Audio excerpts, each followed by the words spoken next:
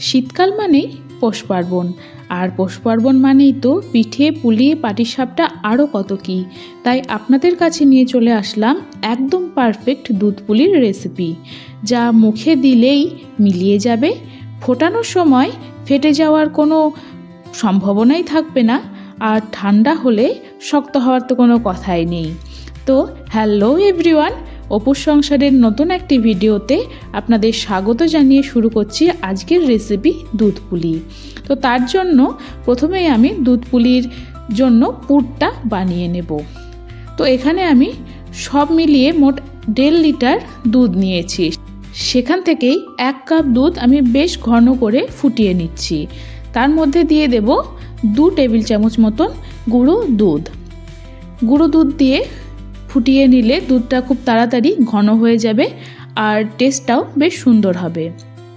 দেখুন দুধটা এখানে বেশ সুন্দর ঘন হয়ে গেছে, একদম ক্ষীরের মতন হয়েছে। এই পর্যায়ে আমি দিয়ে দেব 1 কাপ মতন নারকেল কোড়া।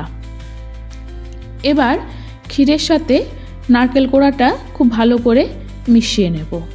আপনারা যদি চান নারকেল কোড়ার সাথে শুধু গুড় বা চিনি মিশিয়েও পুরটা বানিয়ে নিতে পারেন, ওই ঠিক যেভাবে নাড়ু বানায় সেরকম। কিন্তু এইভাবে দুধ দিয়ে পুরটা বানিয়ে দেখবেন, পুরের টেস্ট কিন্তু অনেকটা বেড়ে যাবে, আর তার সাথে সাথে পুলিগুলো কিন্তু খেতে খুবই সুস্বাদু হবে। তো দেখুন ক্ষীরের সাথে আমি নারকেল কোড়াটা খুব সুন্দর করে মিশিয়ে নিয়েছি। এবার আমি দিয়ে দেব খেজুরের গুড়, একদম পিওর খেজুরের গুড়। এটা আমি 4 থেকে 5 টেবিল চামচ মতন গুড় এখানে আমি ব্যবহার করছি। আপনাদের গুড় পছন্দ না হলে আপনারা এর বদলে চিনিও ব্যবহার করতে পারেন। তো গুড়টা দেওয়ার পর আমি নারকেল কোড়ার সাথে গুড়টা খুব সুন্দর করে মিশিয়ে নেব। আর এই নারকেলের পুরটার মধ্যে একটু আঠালো ভাব আনার জন্য এর মধ্যে আমি দিয়ে দেব 1 টেবিল চামচ পরিমাণে চালের গুঁড়ো। এটা দিয়ে আমি আরও একবার খুব ভালো করে নারকেলের পুরটা মিশিয়ে নেব। এই পুরটা কিন্তু নাড়ুর মতন খুব শক্ত হবে না, আর মিষ্টিও হবে না।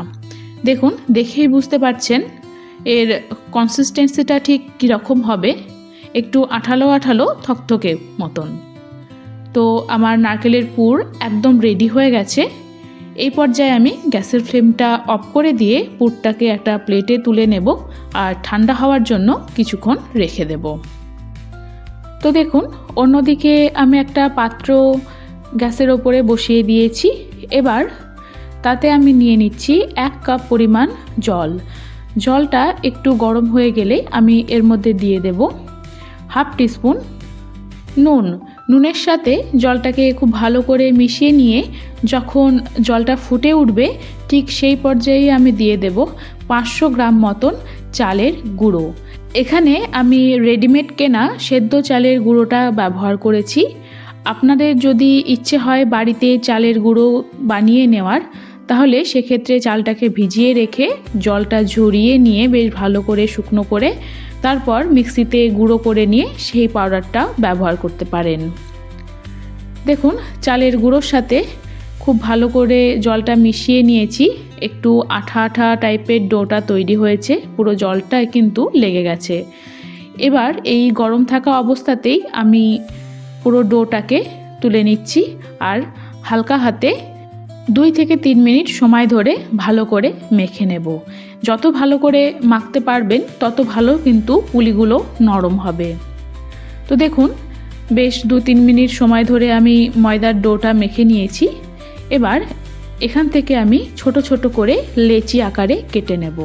ঠিক যেমনটা লুচি জন্য লেচি কাটেন, ঠিক সেরকমটাই কিন্তু লেচিগুলো কেটে নেবেন। খুব বড় হবে না, আর খুব ছোটও হবে না। দেখুন আমি ঠিক এই সাইজের লেচি কেটে নিয়েছি। ঠিক এরমভাবেই আমি সমস্ত ডোটা থেকে লেচি কেটে নেব।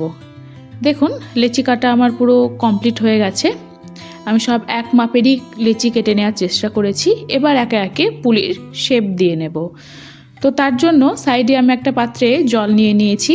হাতে যদি খুব গরম লাগে তো সেই সময়ে হালকা করে হাতে জল লাগিয়ে নিতে পারেন। এবার দেখুন হাত দিয়ে চেপে চেপে ডোগুলোকে আমি একটু বাটির মতন শেপ দিয়ে নিয়েছি। এবার পরিমাণ মতো নারকেলের পুরটা আমি ওই বাটির মধ্যে আলতো করে দিয়ে দিচ্ছি। এবার খুব হালকা হাতে চেপে চেপে পুলির মুখগুলোকে আমি বন্ধ করে দেব। এই সময় খেয়াল রাখবেন কোথাও যেন ফেটে না যায় বা ফাঁকা না থাকে, তাহলে কিন্তু দুধে দেওয়ার পর পুরটা পুরো বেরিয়ে যাবে। তো দেখুন পুলির মুখটা আমি খুব ভালো করে সিল করে দিয়েছি। এবার একটা স্টিকের সাহায্যে আমি আলতো আলতো করে চেপে একটা ডিজাইন করে দিচ্ছি।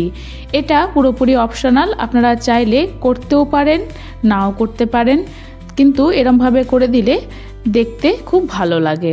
তো দেখুন আমার প্রথম পুলিটা বানানো হয়ে গেছে। ঠিক কতটা সুন্দর দেখতে হয়েছে দেখেই বুঝতে পারছেন আপনারা। আবারও বলে রাখছি, এই ডিজাইনটা করা কিন্তু একদমই অপশনাল, আপনারা চাইলে নাও করতে পারেন, আর করাটাও কিন্তু অত্যন্ত সহজ। দেখুন আর একটা বানিয়ে আপনাদের আমি দেখিয়ে দিচ্ছি। এভাবে ভালো করে গোল করে নিয়ে দুটো হাত দিয়ে একটু চেপে চেপে পুলির সাইডগুলো পাতলা করে নেবেন, আর মাঝের দিকটা একদম বাটির শেপের মতন বানিয়ে নেবেন। এবার অল্প করে নারকেলের পুরটা দিয়ে দেবেন। এই পুর কিন্তু পুলির মধ্যে খুব বেশি দেবেন না, তাহলে ফেটে যেতে পারে। তো পুরটা দেওয়ার পরে আবারও দুটো আঙুল দিয়ে চেপে চেপে পুলির মুখগুলোকে সিল করে দেবেন। খুব ভালোভাবে সিলটা করবেন যাতে কোথাও ফাঁক না থাকে। কোথাও ফাঁকা থাকলে বা ফেটে গেলে কিন্তু পুরটা একদম বেরিয়ে যাবে দুধে ফোটানোর সময়। তো দেখুন বানানো হয়ে গেছে। এইভাবে আপনারা কিন্তু রেখে দিতে পারেন। আমি হালকা করে ডিজাইনটা আবার আপনাদের দেখিয়ে দিচ্ছি। একটা কাঠির সাহায্যে মাথাগুলোকে একটু আলতো করে চাপ দিলেই এরকম ফুলের মতন একটা শেপ তৈরি হয়ে যাবে। দেখতে পেলেন কতটা সহজ। তো এইভাবেই আমি এক এক করে সমস্ত পুলিগুলো তৈরি করে নেব। তো দেখুন আমার সমস্ত পুলি বানানো কমপ্লিট হয়ে গেছে। দেখতে কতটা সুন্দর লাগছে দেখে নিশ্চয়ই বুঝতেই পারছেন। আর প্রতিটা পুলির মাপও কিন্তু প্রায় একই রকম হয়েছে, দেখেই বুঝতে পারছেন। তো এবার আমি পুলিগুলোকে দুধের সাথে ফুটিয়ে নেব। তো তার জন্য আমি অন্য একটা পাত্রে দুধটা নিয়ে নিয়েছি। এখানে আমার 1 লিটার 250 মতন দুধ আছে। দুধটা ফোটানোর জন্য আমি ওভেনে বসিয়ে দিয়েছি, আর সাথে দিয়ে দিচ্ছি 1 টুকরো দারচিনি, এলাচ আর তেজপাতা। এটা দিলে সেন্টটা খুব সুন্দর আসে। দেখুন দুধটা ফুটে গেছে। আমি এই দুধটাকে ফুটিয়ে প্রায় 1 লিটার মতন করে নিয়েছি। এবার এক এক করে আমি এর মধ্যে পুলিগুলোকে দিয়ে দেব। কিন্তু এই পর্যায়ে দেখুন আমি কোনো চিনি বা গুড় অ্যাড করিনি। আগে থেকে চিনি বা গুড় দিয়ে দিলে পুলিগুলো কিন্তু শক্ত হয়ে যায় আর দুধটা কেটে যাওয়ারও সম্ভাবনা থাকে। তো দেখুন আমি এক এক করে পুলিগুলোকে আমি আলতো হাতে দুধের মধ্যে ছেড়ে দিচ্ছি। এই প্রসেসটা খুব ধীরে ধীরে করবেন, না হলে পুলিগুলো যেহেতু কাঁচা আছে ভেঙে যেতে পারে। পুলিগুলোকে দেওয়ার পর আমি একটা স্প্যাচুলার সাহায্যে হালকা করে একটু মিশিয়ে দিচ্ছি, আর দুধটা ফোটা অবধি অপেক্ষা করব। এই সময়ে আমি ওপর থেকে দিয়ে দিচ্ছি বেশ কিছুটা পরিমাণে নারকেল কোড়া। এটা দিলে খেতে বেশ ভালো লাগে। আমি 2 টেবিল চামচ মতন নারকেল কোড়া এখানে দিয়েছি। তারপর আরও একবার সবটা আমি মিশিয়ে নিচ্ছি। এবার দুধটা ফোটা অবধি অপেক্ষা করব। দুধটা যখন খুব ভালো করে ফুটে যাবে সেই পর্যায়ে আমি গুড় অ্যাড করব। দেখুন দুধটা খুব সুন্দর ফুটে গেছে। এই সময় আমি নলেন গুড়টা দিয়ে দিচ্ছি। প্রায় 1 কাপ পরিমাণে গুড় এখানে আমি ব্যবহার করেছি। আপনারা যদি গুড় খেতে পছন্দ না করেন সেই জায়গায় আপনারা চিনিও ব্যবহার করতে পারেন। তবে শীতের সময় পিঠেপুলি মানেই নলেন গুড়ের টেস্টটা কিন্তু খুবই ভালো লাগে আর সেন্টটাও খুব সুন্দর আসে। তো আরও একবার আমি দুধটাকে খুব ভালো করে ফুটিয়ে নিচ্ছি।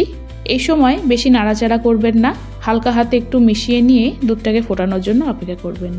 দেখুন দুধটা খুব সুন্দর ফুটে গেছে আর আমার পুলিও কিন্তু একদম রেডি হয়ে গেছে।